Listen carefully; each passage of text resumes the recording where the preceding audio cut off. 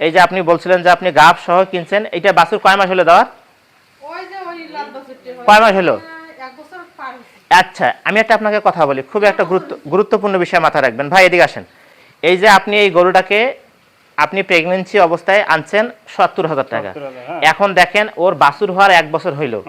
এখন দেখুন ওই বাছুর সহ বিক্রি করলে আপনার কি ৮০,০০০ টাকা হবে? না ৮০,০০০ হবে না। হবে না, ধরলাম ৭০,০০০ বা ৮০,০০০ ধরলাম আমি। আরো লস। কিন্তু আপনি যে ১ বছর থেকে একে পোয়াল খাওয়াচ্ছেন, ফিড খাওয়াচ্ছেন, গুঁড়া খাওয়াচ্ছেন, এর পিছনে পরিশ্রম করতেছেন, তাইলে আপনার লাভ হলো কি? না, পুরো ক্যাশেই লস। পুরা ক্যাশে লস। আমার স্লোগান হচ্ছে, আপনাকে একটাই মাথায় রাখতে হবে। আমার স্লোগান, মেইন স্লোগান কি বলেন তো? প্রত্যেক বছরে একটা গরু থেকে একটা বাচ্চা পাইতে হবে। মানে কি, এই গরুটা বাচ্চা দেওয়ার পর এখান থেকে তো আমি দুধ পাবো না, পাবো? এখান থেকে আমি মাংস পাবো? পাবো না। যদি আমার লক্ষ্য হচ্ছে একে আমি বাচ্চা দেওয়ার পর আমি দুধ পাবো না, মাংস পাবো, শুধু বাছুর নেব আমি, তাহলে একে অবশ্যই ২ মাসের মধ্যে হিটে আসতে হবে। এখন হিটে আনতে গেলে আমাকে কি করতে হবে? হয়তো বা আমাকে কৃমি ডোজ খাইতে হবে, অথবা একটু ভালো ভিটামিন একটু খাইতে হবে, অথবা একটু খাবার আমি বের করে, মানে একটু বেশি করে দেবো। তাহলে কিন্তু আমার কিন্তু এটা হিটে আসবে। আমার যদি না আসে তাহলে কিন্তু আমি অবশ্যই ডাক্তারের শরণাপন্ন হব। কিন্তু আমাকে অবশ্যই ৩ মাস কখনো পিছপা হওয়া যাবে না। তাহলে কি আমার গরু পুষে কিন্তু আমার পুরোটাই লস হয়ে যায়। তাহলে এই কাজটা আপনার কখনোই করা যাবে না। তাহলে আমি আপনাকে ইনশিওর করবো, অবশ্যই আপনার গরু থেকে প্রত্যেক বছরে আপনি একটা গরু থেকে একটা বাচ্চা পাবেন ইনশাআল্লাহ। হ্যাঁ, কিন্তু আপনার কাজ করতে হবে। এবং সেই সাথে এই যে আপনি খড় যে খাওয়াচ্ছেন, আপনি খড় শুকনা খাওয়াচ্ছেন কেন? শুকনো তো দেই। হ্যাঁ, শুকনো তো এই যে আপনার খড় খাচ্ছে, খড়ের কি দাম নাই? কেজি প্রতি হিসাব করলে খড়ের দাম এখন ৯ টাকা। ৯ টাকা। হ্যাঁ, হ্যাঁ, দাম খেরের দাম। তাহলে আমি এত টাকা খরচ করতেছি, খাওয়াচ্ছি, কিন্তু আপনার কোনো তাহলে হচ্ছে যে এই যে আপনি কাজটা যে করতেছেন, এটা করা যাবে? তাহলে আপনি ১ বছর থেকে ওই দেখেন বাচ্চারও কি অবস্থা, আপনার গরুরও কি অবস্থা। দেখেন গরু কিন্তু ভালো আছে। গরুকে খুদের ভাত খাওয়ান? ভাত খাই। খুদের ভাত খাওয়ান? কতগুলো করে খাওয়ান?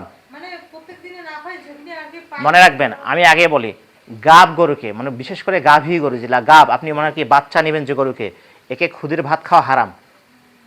খাওয়া যাবে না। না, আপনি ফ্যাটেনিং এর জন্য কিছুটা খাওয়াইতে পারেন, সেটা হচ্ছে বিভিন্ন পন্থা অবলম্বন করে খাওয়াইতে হবে। মনে রাখবেন, মানুষের যে খাবার, আপনি মোট কথা এইটাই মাথায় রাখবেন, মানুষ যে খাবার খায় সেই খাবার আমরা কি পশুকে দিব না। আমি ভাত রান্না করে খাই, পশুকে কি ভাত রান্না করে দেওয়ার দরকার আছে?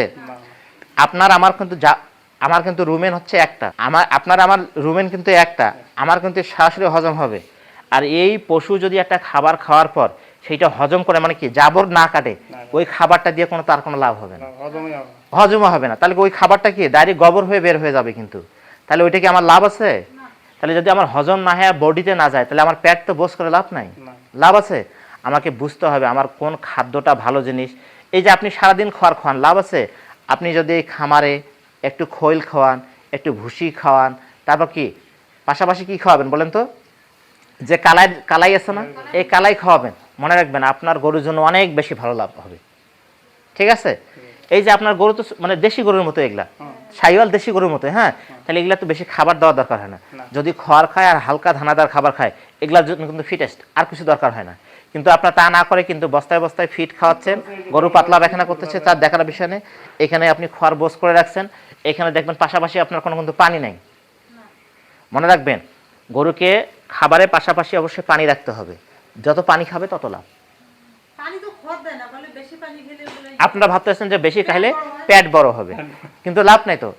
আপনার তো আমার গাভীকে, মনে রাখবেন, একটা গাভী যদি দুধ দেয়, মনে রাখবেন একটা গাভী যদি ২০ লিটার দুধ দেয়, তাহলে সে ৭০ থেকে ৮০ লিটার পানি খায়। কয় লিটার? একটা গাভী যদি ২০ লিটার দুধ দেয়, তার মানে কি ৭০ থেকে ৮০ লিটার কি খায়? পানি খায়। তার মানে কি আমরা এটাই বুঝবো যে ১ লিটার দুধে ২০% দুধের মতো উপাদান থাকে, আর বাকি ৮০% কি পানি থাকে না? পানি থাকে। পানিয়ে না খায়, তাহলে এই দুধটা তৈরি করবে কোথা থেকে? শুকনায় কি দুধ তৈরি হবে? হ্যাঁ, তাহলে এই জন্য গাভীর জন্য স্বচ্ছ পানি একটা অপরিহার্য উপাদান।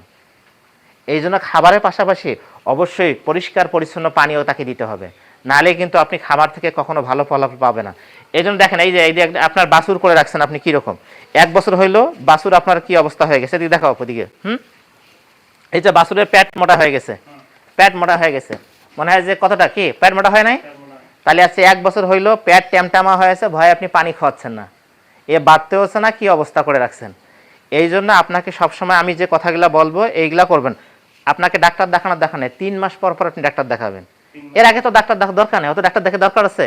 ডাক্তার যদি সারাদিন চিকিৎসা দেয়, আপনি যদি কাজ না করেন কাজ হবে? কোনো কাজ নাই। 3 মাস পর পর ডাক্তার দেখাবে এবং প্রত্যেকবারে যদি আপনার হিট আসে, আপনার 3টা গাভী আছে, 3টা গাভী যদি বছরে 3টা বাচ্চা দেয়, যেমন বাচ্চাই হোক না কেন, আপনার লজ আছে? না না হ্যাঁ, না। যেমন বাচ্চাই হোক না কেন। কিন্তু আপনার যদি 1 বছর পর পর 2 বছর পর একটা গাভীর একটা বাচ্চা হয়, তাহলে তো আপনার কোনো লাভ হবে না, মানে এটাকে থেকে আপনি কিছুই করতে পারবেন না। এই জন্য আমি আজকে, প্রিয় দর্শক, আপনারা অবশ্যই নতুন নতুন ভিডিও পেতে এই চ্যানেলটা সাবস্ক্রাইব করবেন এবং সাথে সাথে হচ্ছে আপনাদের কোনো সমস্যা থাকলে অবশ্যই আমাদের চ্যানেলে কমেন্ট করে জানাবেন, আমরা অবশ্যই আপনাদেরকে সলিউশন দেওয়ার চেষ্টা করব। ধন্যবাদ সবাইকে।